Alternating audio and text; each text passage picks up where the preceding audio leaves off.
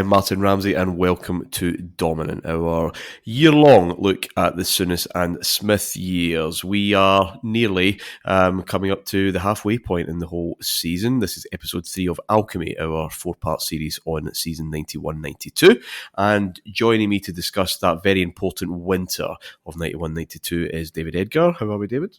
I'm good, thank you. Yes, a wonderful season and a very enjoyable period to be going through the matches with some huge victories that still stand out 30 years later.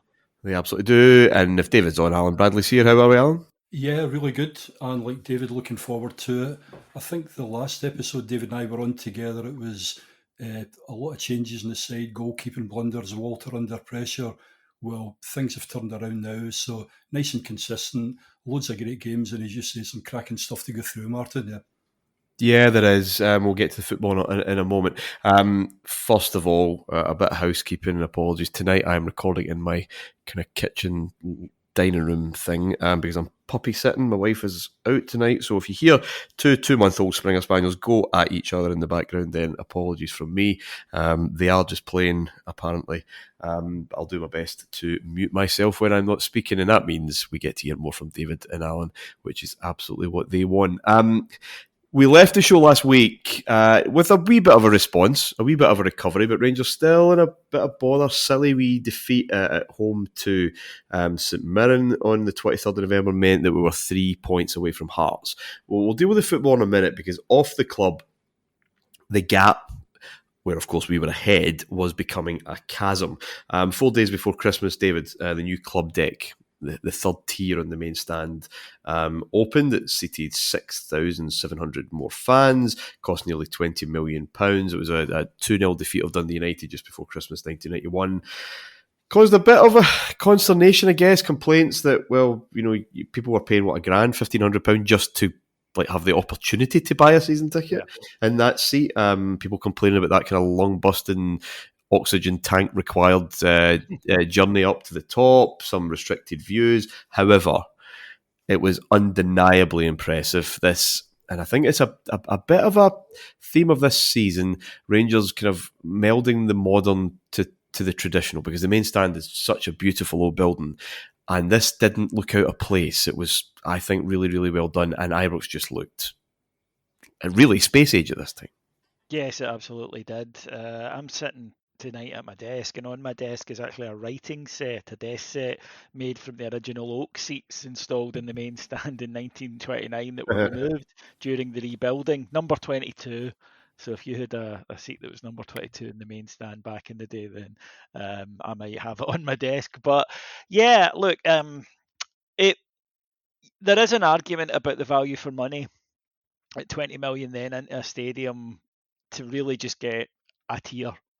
And could it have been spent better? Could the corners have been filled in, etc.? And these are legitimate shouts 30 years later.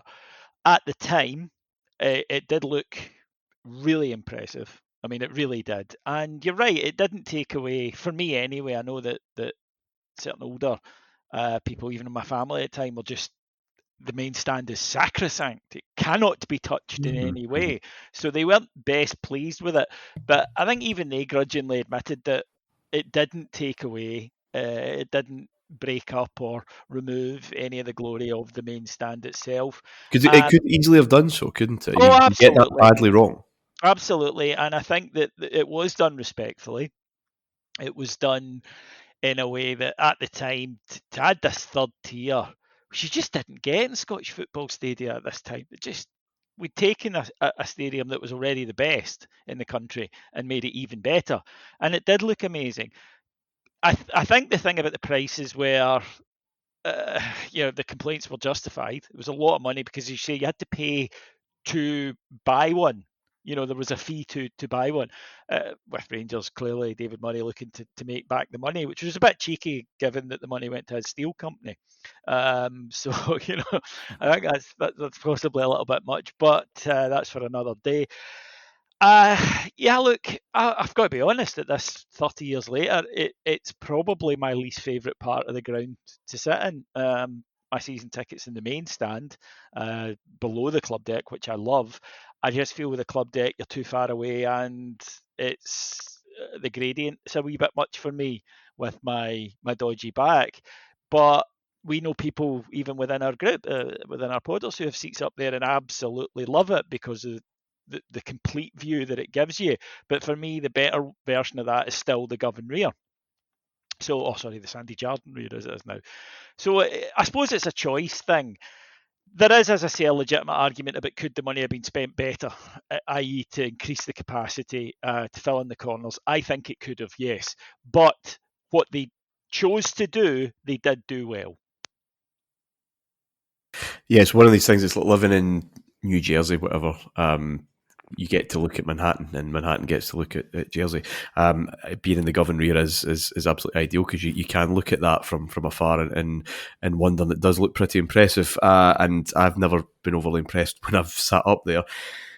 Alan, Stadia was a big deal in terms of a conversation at the time because the Taylor report, which came out in 91. Everyone in the top tier in Scotland and England was going to have all-seater stadiums by 1994, apparently. We'll get to that in due course. Let's look at our own house in order first. The only two bits that weren't seated were the enclosures, and there was a bit of nostalgic resistance to that. Again, in Old Follow Falls are an absolute goldmine for that kind of thing.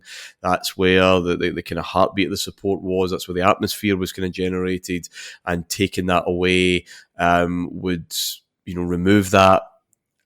And no one really understanding that we don't really have much in the way of legal wriggle room here. It kind of has to be done. But that was the kind of last connection with those old days, Alan, I suppose. Can you remember any chat on the buses and whatever about the enclosures and what would inevitably happen to them in the 2 or 3 years that would follow the club deck opening? Yeah, it sort of seemed, I think, inevitable was the case, as you say, because all the stadia had been developed. I think earlier on, Martyn, and I know it's been contradicted nowadays, but I remember at the time when we had obviously moving from more terracing into the kind of Copland and and so on, there was talk of them being built so you could put a third tier on. Now, as I say, I've heard more recently to do with the weight and so on, and obviously now through time.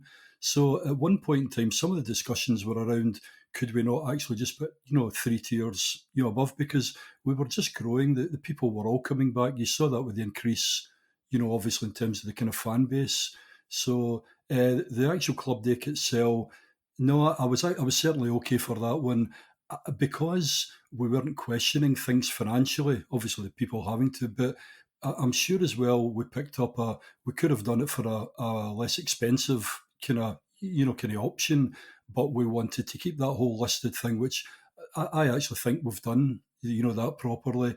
I'm with kind of David New and some of the other guys, but I think I've been once up in the club deck and it was fine. But traditionally, east enclosure, I think for me as well, Martyn, with the actual enclosure, I don't know. I seem to remember changing from my kind of standing, season ticket in there to seated. I've got a feeling it was maybe even would be about 94 round about the Man United coming for one of those pre-season thingies, but it was a couple of years after that one. But even myself, I just thought it was going to be, at some point in time, we were going to have to move with the times and it was going to be all seated. Also because of the likes of the Hillsborough and some of the other things that had happened as well. I know people, it's like, let's go back to the, the old days and so on. But no, to me, the main thing for me was still being in the enclosure with my pals. And even, I think a few years later, I'd have chances to go elsewhere. But because we've been in there so long, and you just get to know that kind of group of people, that was, I'd say that was the view at the time. There's still, I think, and I find this amusing, that there's still a bit of a kind of view from the other parts of the stadium that if you sit in the club deck, you're a bit of a Johnny-come-lately, and it's been there 30 years.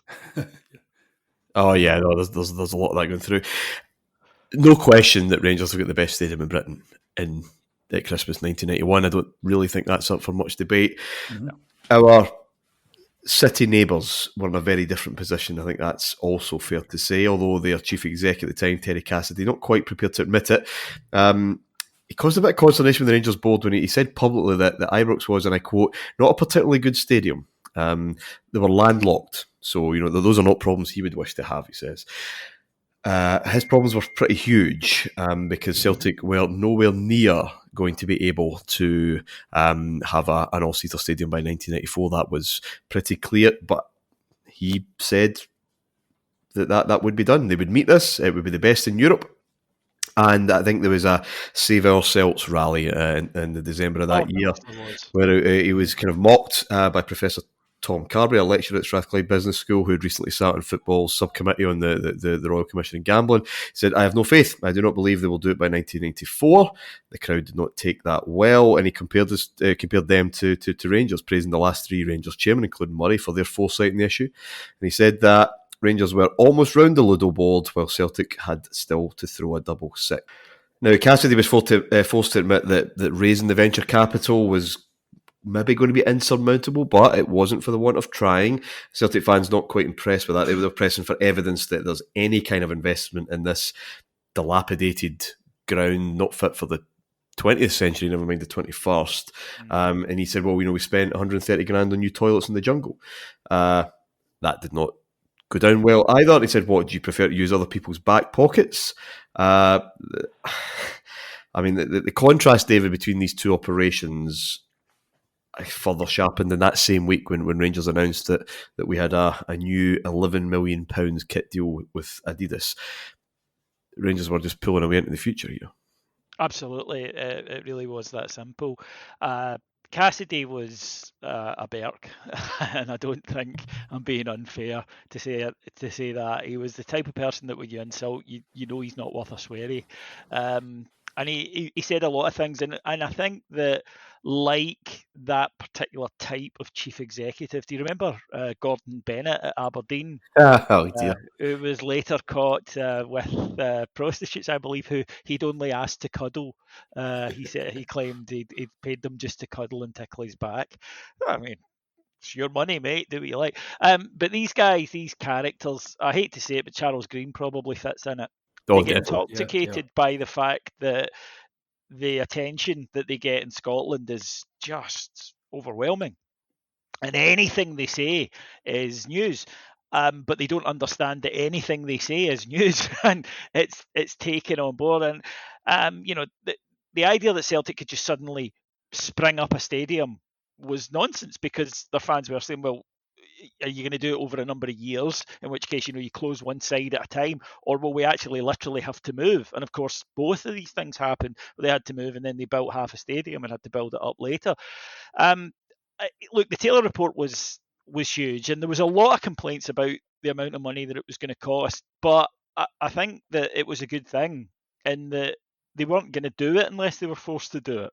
That's just a fact. Football clubs will always spend money on the first team, and that's just the way football clubs are. It's the pressure from fans as well, but they weren't going to do it, and you can't chuck out 130 grand on the toilets. Unfortunately, by the sort of mid first decade of the 2000s, that's the kind of stuff Murray was coming away with. Yeah. Because he'd lost the dynamism and the spark that he had. Now, Cassidy never had it, but with Murray, it was more just complacency and boredom had set in by then. But in this period, Rangers were just surging ahead, and Celtic get locked into that.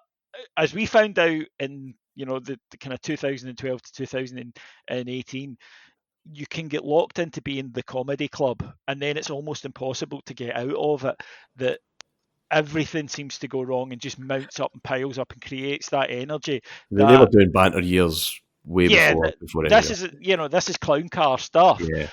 And we did get locked into it, unfortunately, so we know what it's like. It's when you're a total joke, everything you do is wrong.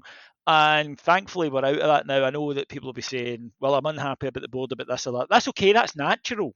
You're allowed. That's perfect. That happens at every club. But when you're locked into these really bad decisions, compounding bad decisions, the rest of the country laughing at you, success being a mile away, which it was for this Celtic team, and generally in the Old Firm, when one's up, the other's down. You look across the city, Rangers were announcing that this kit deal was huge. Rangers had the same kit deal as everybody else had with Umbro in the 80s. That was sort of who you went to in the 80s. And there were only a few clubs, I remember Manchester United were one of them, that went to Adidas. And then Adidas got into the market a lot bigger and became more desirable. Rangers had tried their own thing when they bought the Admiral name and they produced their own kits, the quality of which I think is very much up for debate. But then if you can get a partner like Adidas, then you do it, especially if you can get good money for it. And I don't think, I'm a kit bore. I don't think it's unfair to say that they're among the most fondly remembered, not only the kits, but the training gear. And, 30 years later, they're still in good nick, the Adidas gear. Good luck getting an Admiral shell suit that is. It just was a completely different level, and it felt like the level we should be on. It felt like the sort of partnership we should have. And as I say, they were a million miles away from it. They were running about trying to get 1-year sponsors on their kits. The whole People's farrago were basically they had to run to like a season ticket holder who owned a business and say, please, just we need to have a name on our shirt and claim we've got some money in for it. That was where they were at the time. That was where we were at the time. And it's just part of the old firm that when one's up, the other's down. You very rarely get the two of them at the top of the tree. I mean, I had a couple of things, David, you said obviously about the Adidas one. I seem to remember at the time a Celtic fan talking to me about it and saying, you're with Adidas, they take it's the champions, whether it be, I don't know, Marseille, Ajax, whoever it was at the time. They said, so obviously you're up in that league. But the whole thing, I think, was it not the view they had at the time? That was one of there was so much because of for years, the likes of White Kelly, Grant Devlin and so on, they were, it was that whole biscuit tin thing. And then even when they brought in Brian Dempsey, I think for a wee while, then he went back out. But all through that, as you say, we were just going great guns both on and off the park. And they had things like, I think even like the manager at the time, like Liam Brady, it finds out in the end that the only trophy ever wins is the Tennant Sixes. And one of their directors is on media talking about this shows you how successful they are. So the whole thing was just a kind of a laughing stock. And then I think was it the Savour Celts became was it Celts for Change and so on. So meanwhile, we've got harmony for once pretty much between fans. The team all joined up. We're behind the scenes at that point. They've got the complete opposite, haven't they?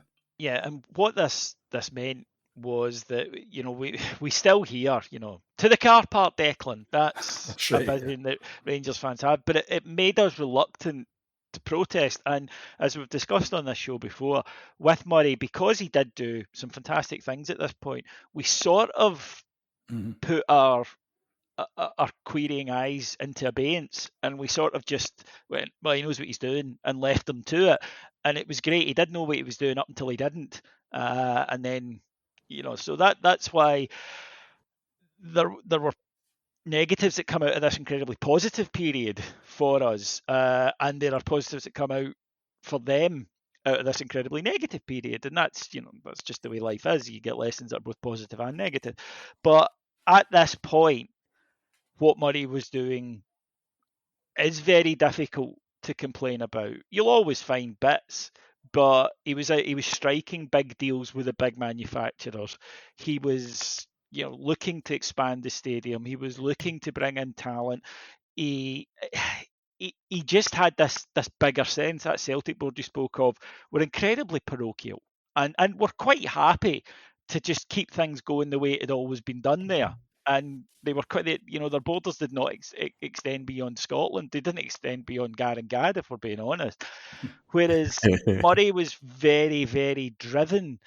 The problem for Murray came, it wasn't it wasn't a decision he made. It was football changed. Yes. Yeah, and he couldn't accept, because Rangers then suddenly couldn't be in that particular area anymore just because of the country that we played in. But that's for later on in the show, and you can hear more about it on the the Advocate show and the McLeish show, etc. But right here, right now, Rangers felt like one of the most dynamic clubs in Britain. We did have the best stadium. We felt we could afford. We couldn't compete with AC Milan, but we could compete with pretty much anybody in the UK for a player. And the side was good. So it was good times. They were good times, and Murray is riding high. Of course, his ruthless cutting Souness adrift at a time that he could easily have just gone along and saw the rest of the season out. We've been all over that. He was lauded for that.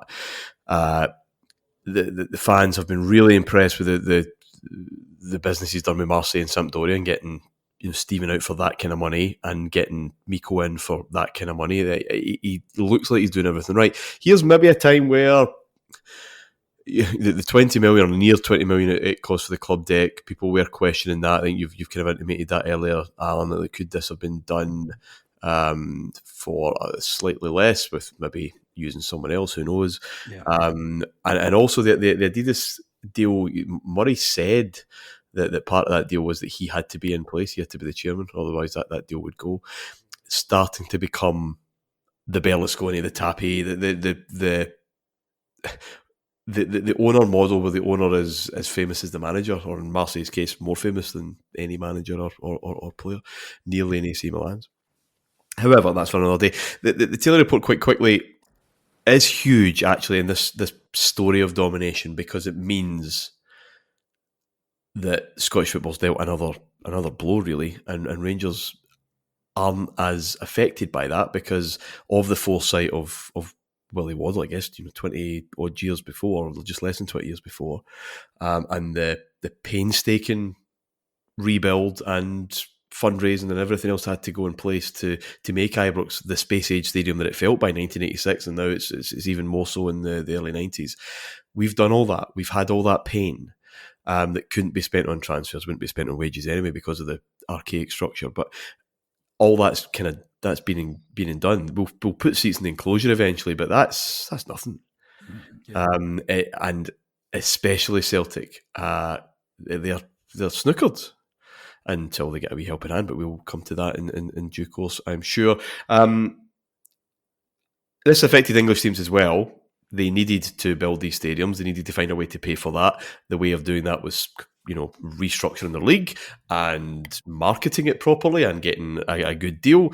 To be fair to Rangers, we tried to drag the rest with us. We're back this season in the 44-game league campaign. An absolute repetitive grind. It was 36 for a while. It would take until 94, 95 to get back to that. And there's talk in this winter time, this Christmas time, about a restructure, and it's Rangers and Aberdeen that are trying to propose something new. Splitting, here's this revolutionary idea, guys, splitting the league off after 22 games to try and ensure a more relevant and competitive conclusion, which is obviously where we got. The overall quality was just felt to be getting worse. David Cooper complained after a Motherwell Airdrie game that this was not football, it was war. It was embarrassing to be involved in, he says. The kind of game that shows why we never do anything at international level. I don't think I managed to get more than a couple of touches during the whole of the first half because the ball seemed to be up in the air all the time. I mean, Cooper enjoyed those kind of moans, I think, for many years, but it just felt a bit depressed. And the fact that, we kind of know who's going to win the title every year now, and it's that repetitive grind, but it was rejected because clubs needed their old firm fix. And January 92, they kept the 44-game structure, and this monotony continued. To the football, however, gents, I'm going to focus on the league in this show. I'm going to leave the Scottish Cup in its entirety in 1992 in total next week, because I think it is everything apart from the Celtic game kind of gets forgotten in this cup run, and I think it needs a bit of a wee look at. Can I just chuck in then at this point that cup run meant a lot to me because I had my first drink ever on cup final day. I had my first, when I was given by my big cousin 8 cans of Skoll. What could possibly go wrong? I can't think of anything more 80s or 90s than given that. What age were you? 8 I was cans? 14. I was 14. My cousin had this thing that I wasn't allowed to drink pints, but bottles or cans were all right. Right. So we were in a pub watching the game in Kilwinning. We didn't get tickets for the game, unfortunately. And Alex said, well, you can drink cans, but you can't drink a pint. I've no idea what why a pint was this thing, and he would continue that. And I looked older, so there's that. I look older now, and that's probably because I started drinking at 14 and then did it almost every day till I was 31. So, but yes, my first ever drink that day. So that, just wanted to get that in there. It was a happy memory for me, but we built like Rangers under Murray. Eventually, it went downhill fast. Yeah, what could possibly go wrong indeed? So we'll keep the cup till next week. The league, however, and if there was a team getting above this dreary direct football, then it was Walter Smith Rangers. From the 30th of November to the 14th of March was our 19-match unbeaten run. How often do we talk about this imperious winter form in both the league and cup? 42 goals in the process, 23 of which coming from McCoist and Hateley. Now, before November 91, Alan McCoist and Mark Hateley had only ever been on the same score sheet 3 times for Rangers. One was a 2-0 league win over Motherwell in February 91, and then big cup drubbings that were just filling their boots against Valletta and Cowdenbeath. Now, by the time December came, the two of them had enjoyed 3 in succession. A big win at Easter Road midweek, 3-0 on the 19th. I think there was only 6 of those 19 games where at least one of the two of them were not on it. So things were starting to really click there. Probably the coming of age, the coming of this new partnership, the dawn of this new partnership was up at Pittodrie, a place that, even in the recent successful past had not been an enjoyable place to go, but it certainly was on the night of the 4th of December. Headed on by McCoist, here's Hateley. Very neat turn. McCoist, tummy, allows Gordon to take over. That's a great effort by Gordon and by Hateley. A superb finish by Hateley. 1-0 to Rangers, 5 minutes of the first half. The rebound from Ken Katz. Hillhouse clashing with Spackman. Spackman still did well. That's McCoist. Hateley's ball inside, picked up by McCall. That's fine play by Hateley. His pace is good enough here. It's a great chance for Rangers. That was brilliant. The goal of supreme quality by Mark Hateley.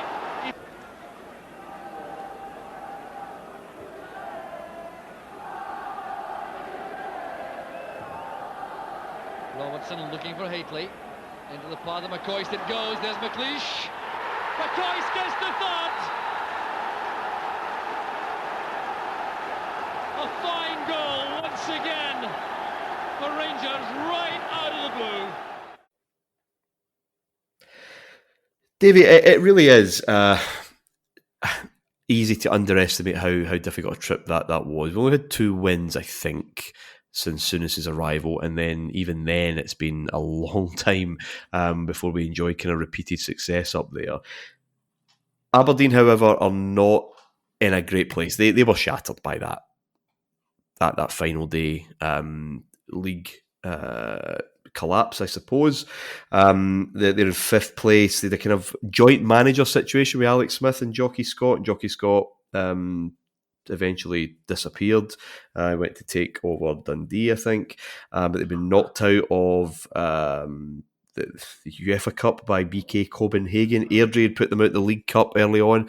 They weren't quite in a good place. However, the Rangers' performance that night, and it 3-2, it sounds close, and it was edgy for that last kind of 20 minutes, but McCoist and Hateley were ridiculous, and just the goals. I remember seeing the highlights, because it wasn't on live, obviously, but it's a Wednesday night, and you're nervous, I think we're listening to the radio, or maybe keeping up to date on teletext or whatever. Huge win, so you've got 3 points, and then the highlights were on that night on Sports Scene, and I was just, as a whole, would I have been then just nearly 11 the following week, I think, and just thrilled, absolutely thrilled at the quality of these goals. It's something genuinely exciting was starting to happen here at that end of the pitch, and then this Aberdeen onslaught, only 3-2, Gorham is making save after save after save, and this Diddy that had started the season, this absolute liability, was now looking like just an absolute top drawer goalkeeper. No one was questioning the loss of Woods anymore. And at either end of the pitch, all of a sudden, Rangers, that's the show title, they'd found alchemy. Yeah, well, I don't think you're you're overstating how difficult Pittodrie was for us, because it was. The stats bear it out. And okay, it improved a bit post Souness, but it's not that long ago from when Aberdeen had been handing out beatings. It's really only a few months since Aberdeen should have, let's be honest, won the league. And they bottled it, and you're absolutely correct. It had a really negative effect on them going into the following season.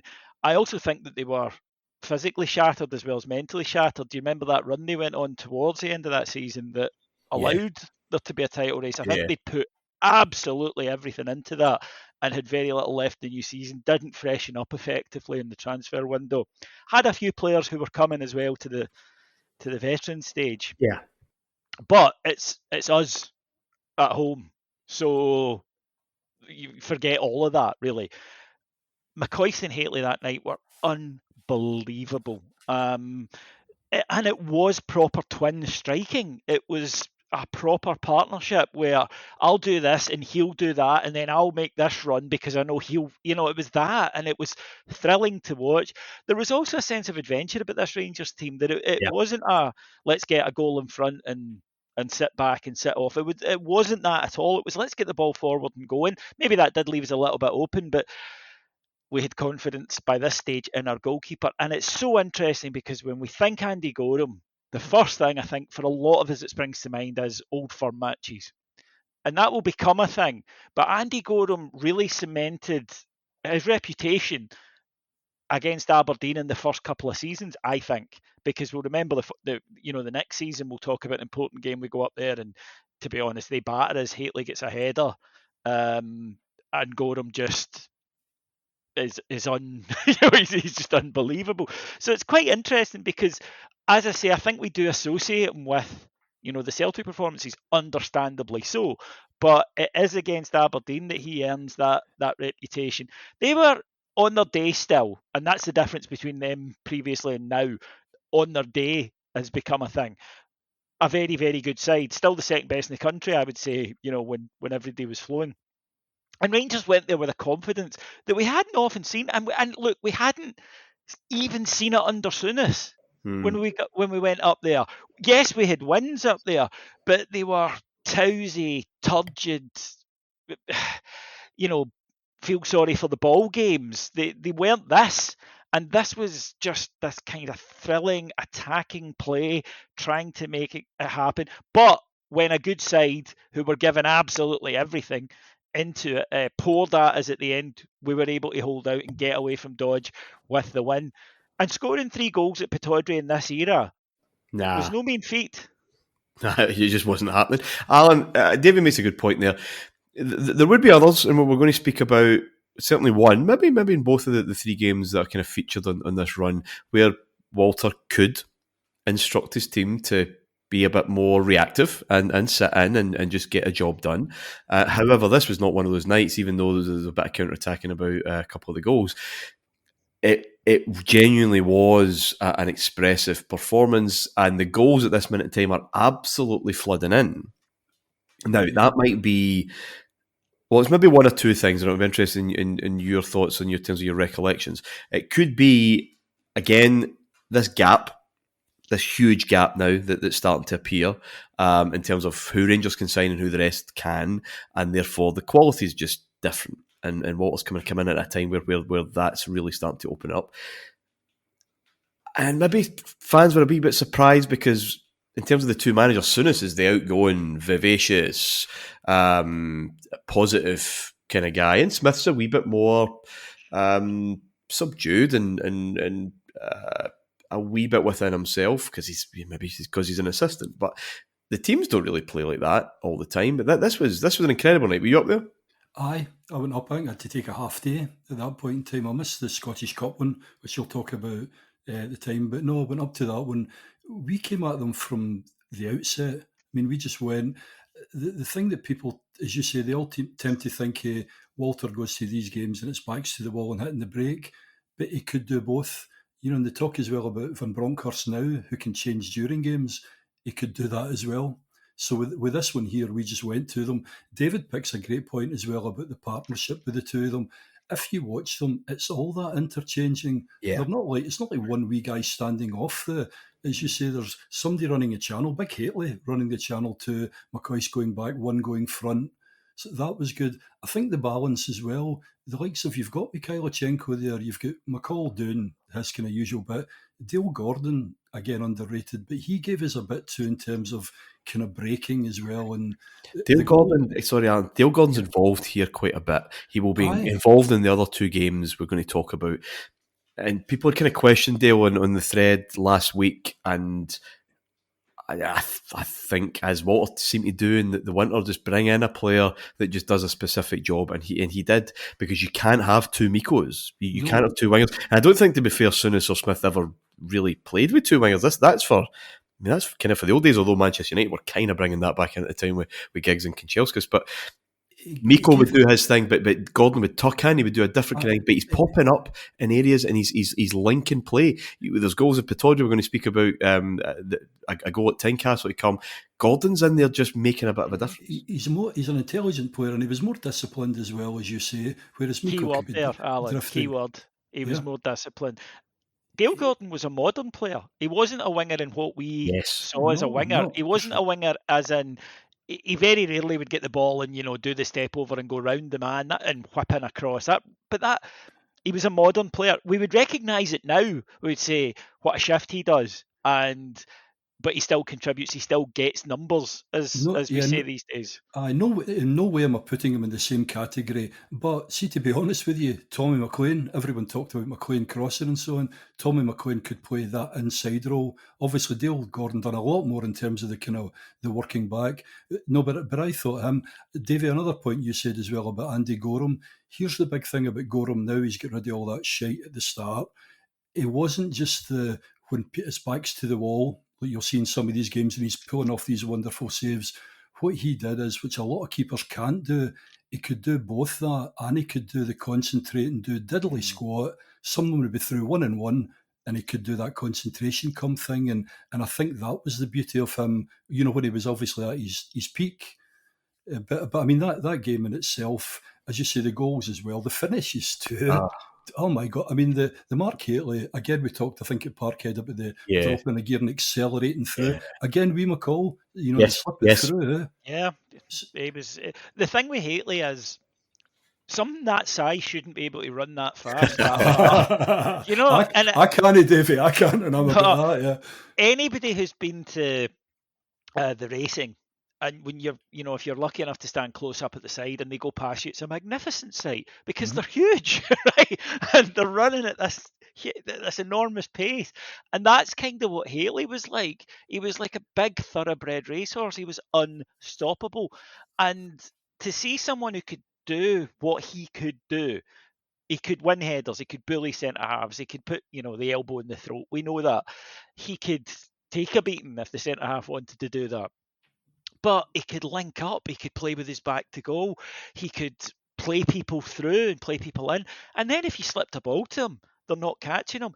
And this is a guy, we mentioned that last game of last season, last time Alan and I were on, and you mentioned at the start of this, Martyn, that Aberdeen have sort of lost their way. Here was a guy who we talk about turning points, maybe just represent what was already happening. And that was, I think for him, I think he felt, right, that's me now, and I'm back, and I'm ready to rumble, and I'm going to go. Comfortable.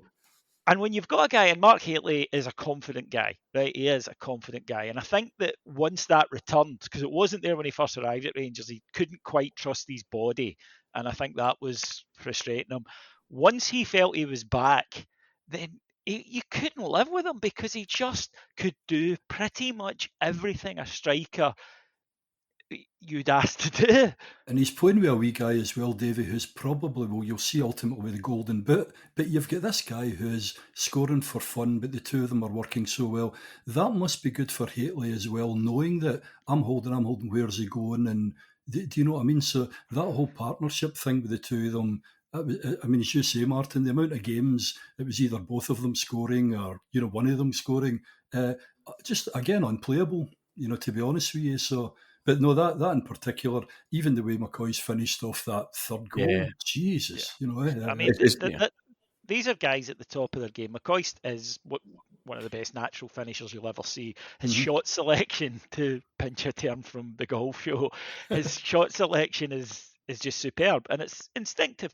But there's also learned behaviours here. We've talked about this before, but it's so true. And I think this is a great game to use as an example of what we've talked about.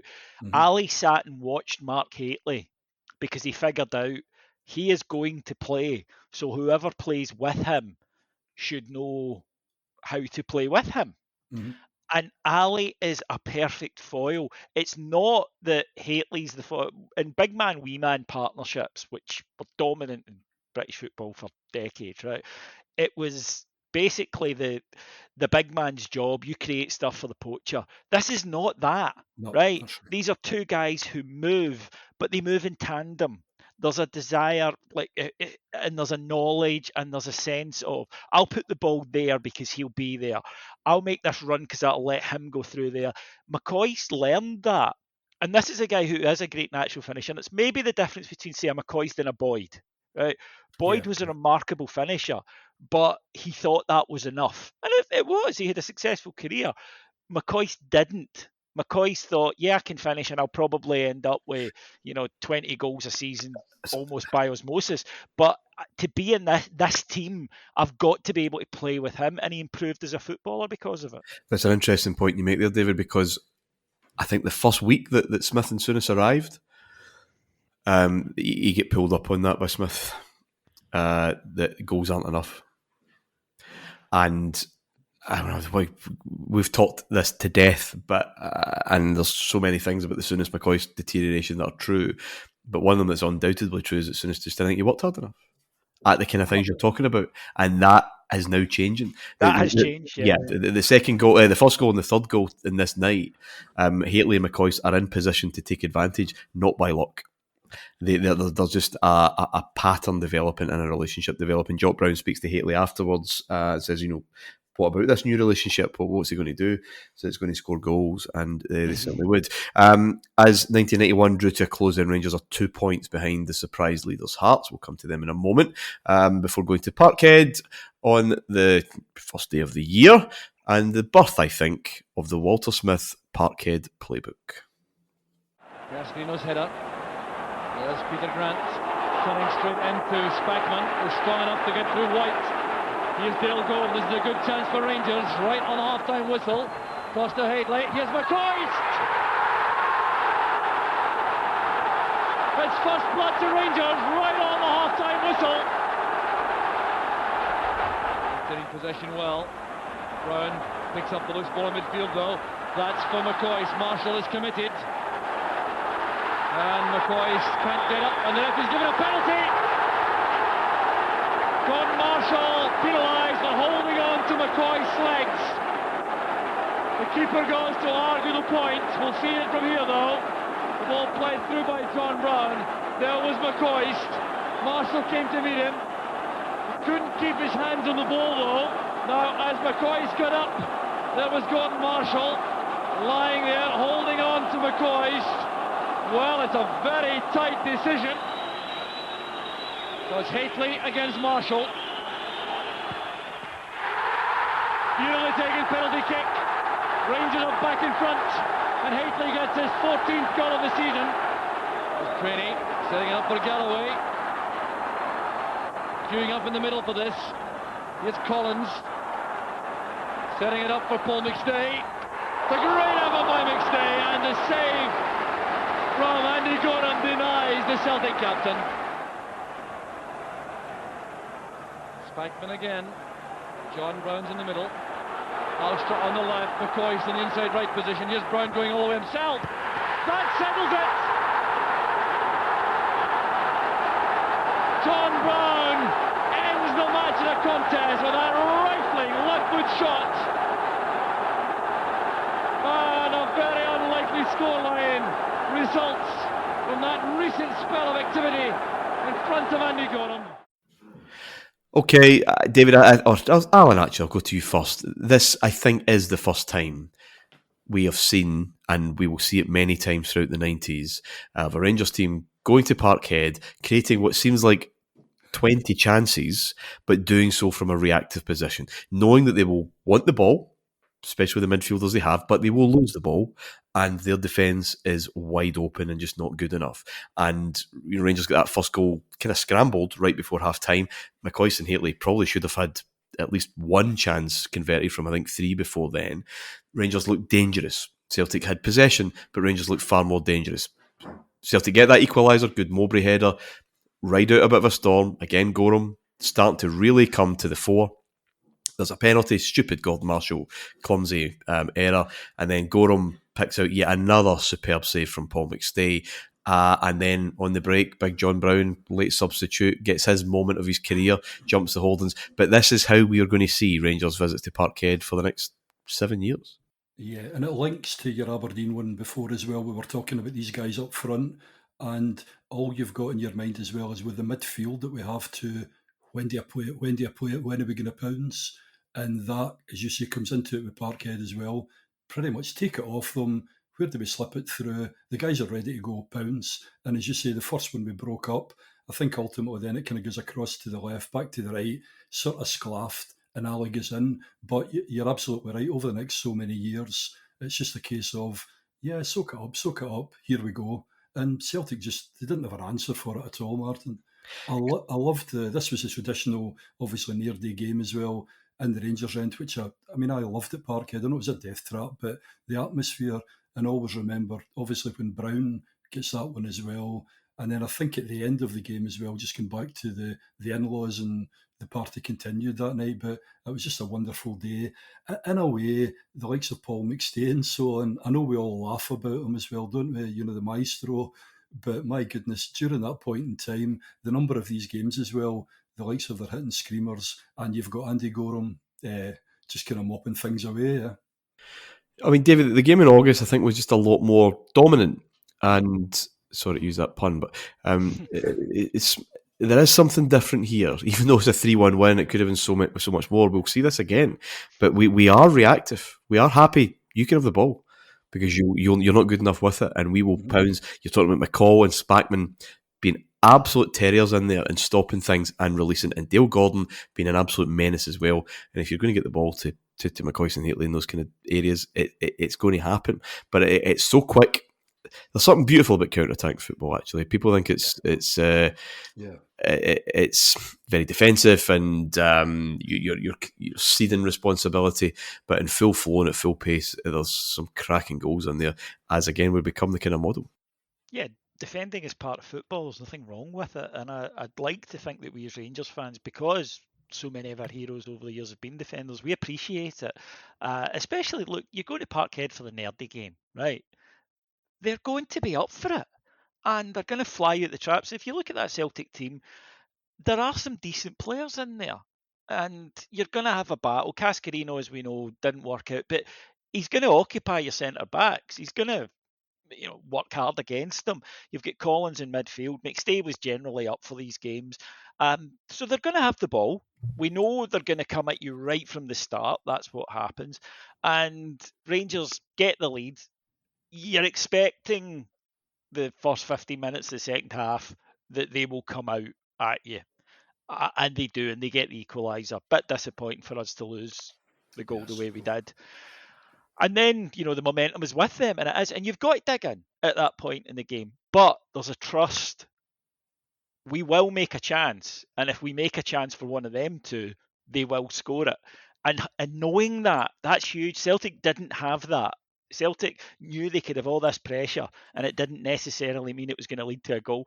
But we knew they were going to make mistakes. They would give the ball away. They did that, and they would get punished repeatedly throughout this era for it, where so many teams would allow Celtic to have the ball, and they never quite figured out that they couldn't play this.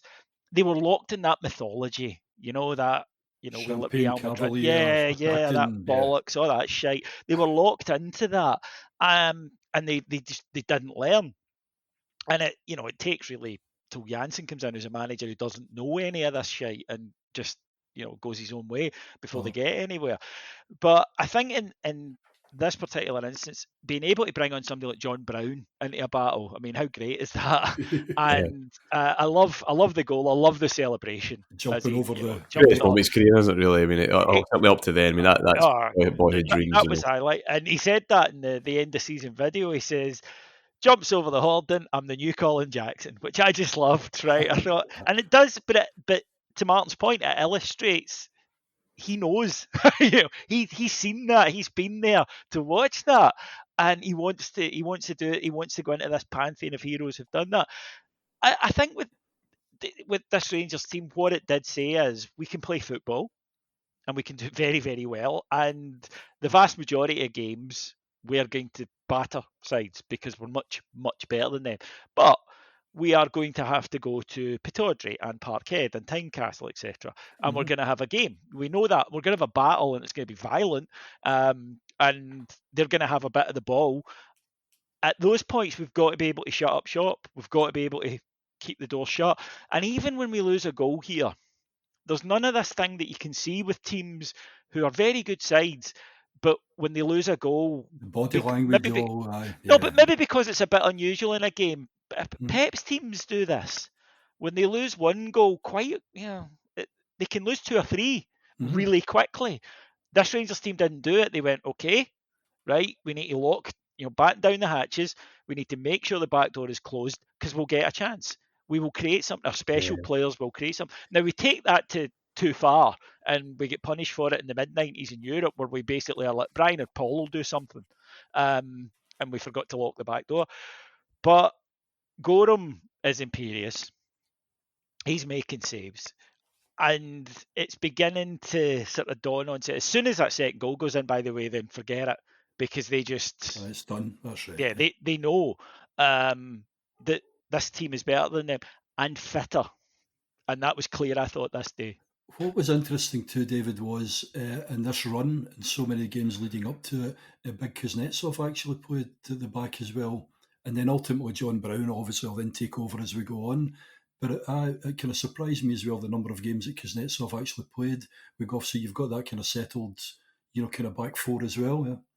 A couple of things before we leave this game. What's underrated is Mark Hateley penalty taker. He was a super penalty taker. And this is a team with Ali McCoist in it who was no bad from the penalty spot either. But Hateley, you just would never bet against them missing a penalty. Yes, Rangers do, as you said, David, soak this up. They are helped, of course, at this stage. We've talked about the Comedy Club. Celtic displaying their comedic genius again just after the equaliser. They're the ones in the ascendancy for sure. They've got the momentum, the pressure. Paul McStay suffers a head knock. He goes off. There are new FIFA directives about being able to return to play with proper, basically no blood shown. He's presented to the touchline twice incorrectly. He had to go back and get further dressing because they didn't know the rules. They didn't know the changes, and the place is going bananas because the maestro's not been allowed on to kind of work his magic. Celtic not knowing how to bandage someone up properly is exactly where we are. If you cast your mind back to the August game, there were calls in the stadium and throughout the week in the Scottish media and in the radio and the press that Peter Husso should have been sent off for a tackle outside the box, but he should have been sent off. But again, there was a FIFA directive that summer, and it took, and this is my thing about the new media really opening up and the depth and kind of quality change in Sky's football show. Now, this is before they get the Premier League, so they're still starting to produce the shows that have got a bit of depth about them, got a bit of something, because they've got the time to fill. That's satellite broadcasting. But it was them that said, well, no, Gary Stevens is coming round. He's basically not the last man, is effectively what that new rule was. But no one knew. No one was picking things up. And it's just this little sheltered, cold island that they just wasn't keeping up to date with how things were developing elsewhere. Yeah, Martyn, on that one as well, they actually wrote a letter to the SFA complaining and saying we don't want Jim McCluskey to ever referee any of our games again. They handled it in the usual mature way that they're famed for over the years. to the point about it bleeds into a modern thing in football, which it's hard to avoid these things, but so people do pick up on rule changes and stuff now because football's everywhere. But in Scotland, we reserve the right to do this thing of saying, well, I don't like that rule, so therefore I get to complain about it on a weekly basis. And this is a bit like that, because when I remember a phone in around about this time, that week that you mentioned, and basically, someone put the point to the panel, they should have been sent off, and the panel said, oh, he should have been sent off. And one of them, might have been Gordon Smith, said, well, actually, no, he shouldn't because of this directive. And the response, it didn't change. The fact that the rules didn't allow for him to be sent off didn't change their opinion. And I think that's something that we've carried on with in the UK, but certainly in Scotland, of, yes, but I don't like that rule, so therefore it shouldn't be applied. And it doesn't work like that. And it's something that we really need to work on, I think, as a nation. That win put us 1 point behind Hearts, 10 points ahead of Celtic. This is 2 points for a win. So there was a surprise 0-0 draw immediately after that win at Parkhead at home to Pittodrie. More about Pittodrie later next week, I suppose. At Broomfield. But Hearts couldn't handle the heat that Rangers were producing. They had a good unbeaten run themselves, but that crashed. Aberdeen beat them 4-0 at Tynecastle on the 11th of January. They lost at Airdrie before Rangers turned up on the 1st of February. At that point, 2 points ahead. Rangers are now in pole position with the entire country, and I mean the entire UK, pulling for a Hearts victory. This was Britain's match of the day. St Greavesy at lunchtime, I think we're very clear that they wanted a Hearts win just for the good of the league. And there is a sense already, this is the 1st of February, and there's a sense already that if this doesn't happen today, if Hearts don't win, which they could well have done, that there's just no point, that this is now a juggernaut and it's not really just about this season. When does this end? On and off the park, things are just kind of colliding. Mark Hateley is out, either back injury, so he's slightly under strength. I say that. In his place would be Paul Rideout, who Rangers spent £500,000 just to come up and play as a reserve striker for a tricky couple of weeks. No other club was doing that. No Hateley, one Rideout, but there was only one man that would score the only goal. Good concerted pressure this though from Rangers. Rideout helps it on. There's Gordon, back to McCoist! The goal's been coming, but it's supplied once again by Ali McCoist. The long throw caused the problem. Look at Rideout's part in this. He does well, heading on there. And then Dale Gordon spots McCoist, tees it up for him with that header. And look at this for a blistering volley, which left Smith completely helpless. A bit of a tense game, David. Not the best weather, as you might expect, for the 1st of Feb. Bad-tempered, but Rideout was good. He forced Henry Smith into a save. Mikhailichenko at the bar. Miko's first season is wildly underrated, by the way, the things he would come up with and do, just because he wasn't running about like a headless chicken that we seem to venerate so well in this country. Derek Ferguson was unlucky to score against his old team for Hearts, but that one chance, that one time that the ball just falls perfectly for that man McCoy. He's just inside the box and he absolutely rips it. And he's delighted. That's his 26th goal this season. It's the 1st of February. All that frustration, all that self-doubt, they're done. He's played the long game and he's now propelling his side to another title, because it's pretty much done. I know 4 points is only 4 points, but there's only one way that this is going. Yeah, but and they knew that. And we knew that. That's why the response before the game is as you say, because it's true. Rangers, if they win this game, are going to go in and win the league. There's also the putting doubt in mind of a side. Hearts would, maybe if they'd won, that would have happened. We don't know. But what we all knew before it is if they don't do it, then Rangers will just run away over the hill, because nobody can stop them. Being to Parkhead, they've now been here. Even that poor result at Airdrie was a draw, didn't lose. Mm-hmm. Yeah. Paul Rideout, because he's basically a footnote in Rangers history. Yeah. I think there's a sense that he wasn't very good. please disabuse yourself of this Yeah. notion, folk. Paul Rideout was, a hugely promising youngster. So good he gets picked up to go to Italy, Yeah. right? Which at the time you had to be decent to do that. His problem was he wasn't as good as Matt. He goes to Everton and he has a great career at Everton. Scores the winning goal in the '95 Cup final against Manchester United. He was a terrific player. He just wasn't as good as Mark Haley, and that was unfortunate. Not many were, but to be able to call on a replacement of that quality, who was also a similar type of player, which That's it, isn't it? That's things. exactly it. It's when Souness bought Mel Sterling at the end of that 88-89 season, just in case Gary Stevens got injured. It's amazing, isn't it?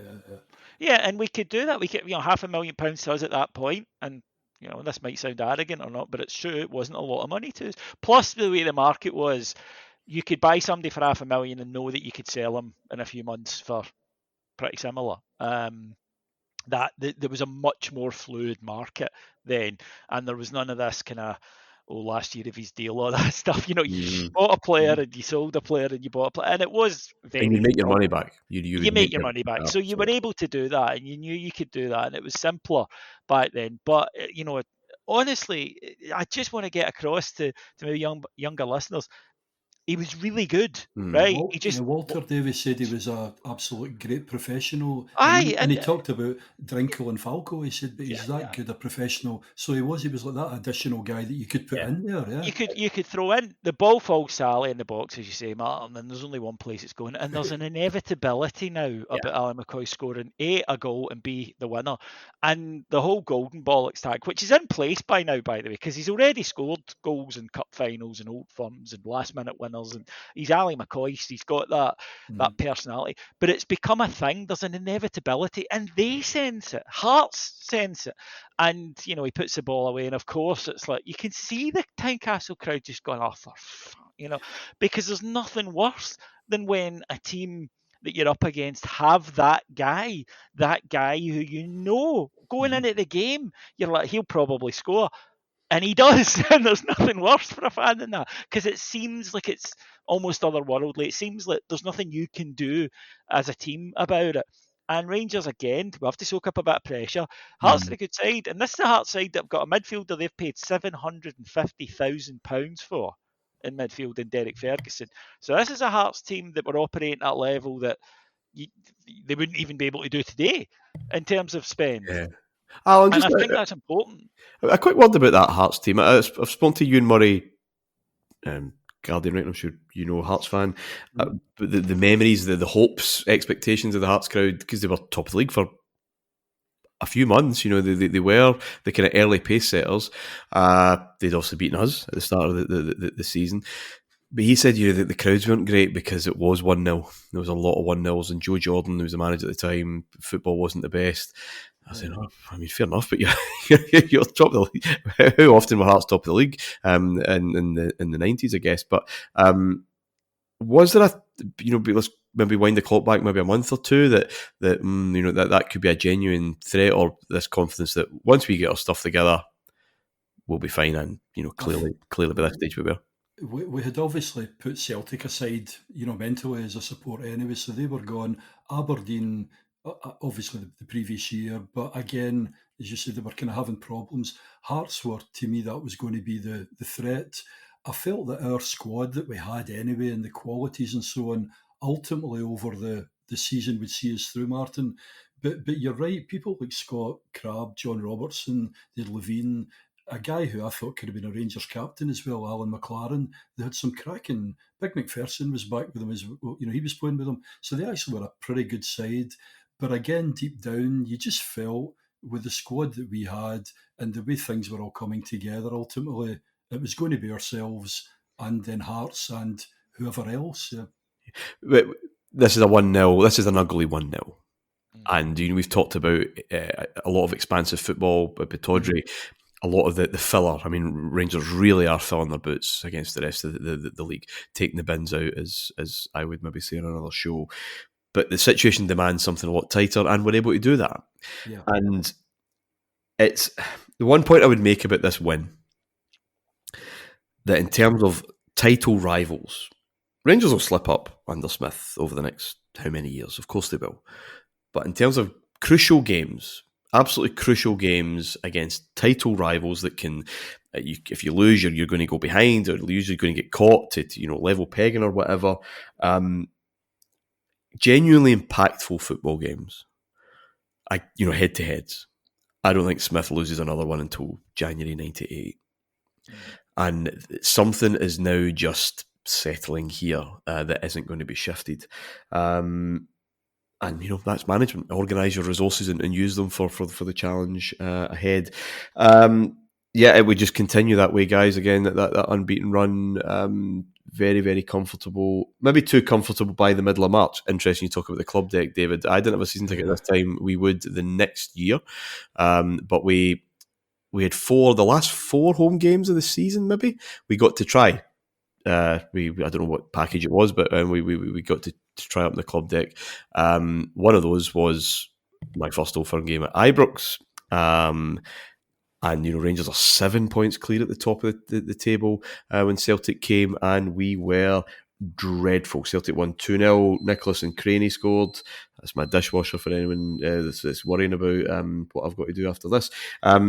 Celtic could have easily won more. I mean, it was such an insipid and complacent's the word performance by Rangers that afternoon. And it's funny that these runs kind of come to an end in a similar way. We will talk about one in maybe 4 weeks' time, David. But we were garbage that day. Yeah, look, we had this in. That's the thing about this Rangers team, is it did its business when it knew it had to. And this, again, will evolve throughout this. I think, this year and the next year, the balance was still okay. The next couple of years, there's very much a sense of just having to do enough. And it really takes a challenge before that changes. And that's maybe inevitable. That's human nature, that this side were, very, very good. After this wave that we've talked about, this 2-season wave, or 18 months of 2-season wave, after it ends, there's a hangover period, but then there is a sense of we're going to win. And at times there's a going through the motions, and every so often there's a performance where we get a doing. The good thing about it is that Smith was able to take them in the Monday and say, right, you know what you did or what you didn't do, and you need to go out and make sure you get it right. And it was offset by that factor you mentioned, which is if it was a crucial game, they were excellent at just saying, no, we're not letting even a crack of light appear here. We are going to keep the door closed, and they were excellent at doing that. But there were times, I think we all remember the end of the season, 93-94, where, they go on holiday for months and it costs us the cup final.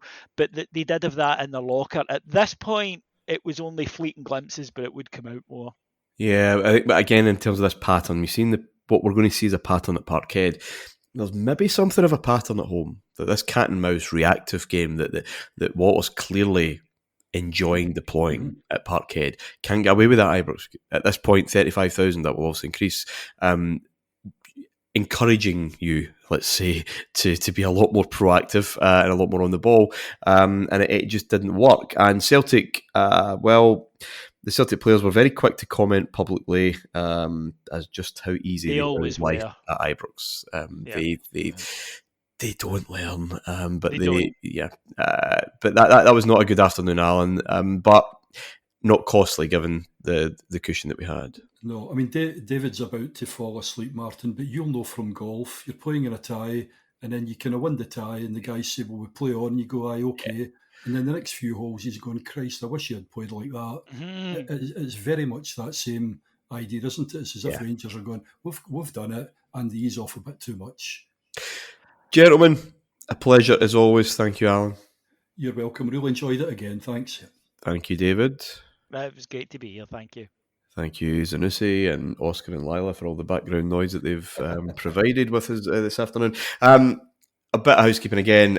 We talked about a live show at the halfway point, and the reception's been quite positive. So, on Sunday, the 10th of July, 8 p.m. on Zoom. So close. So close, yeah. Well, the show will go out just a couple of days later by total It will. For those that can't join us, it will go out. But for those who can, please, it would be great to see you. I'll be there, obviously. David and Alan will be here, hopefully John and Andy as well. We'll chat about some of the bigger themes that have come out from doing this first half of the show. And more importantly, we'll take your questions, because I really enjoyed some of the interesting points and theories and questions that have come up on the Patreon thread. So 8 p.m. On Sunday, the 10th of July. I hope you can join us. That link will be made available closer to the time. Okay, well, Celtic were enjoying that win at Ibrox in the week after, but such talk of an easy life was ill-advised. 10 days later, the pair would meet again, this time at Hampden in the Scottish Cup semi-final, where Celtic would find a very different Rangers team. With both the elements and fortune against them, Walter Smith's side had their back very much against the wall, which, it would turn out, was exactly what they needed. Until next week, bye for now.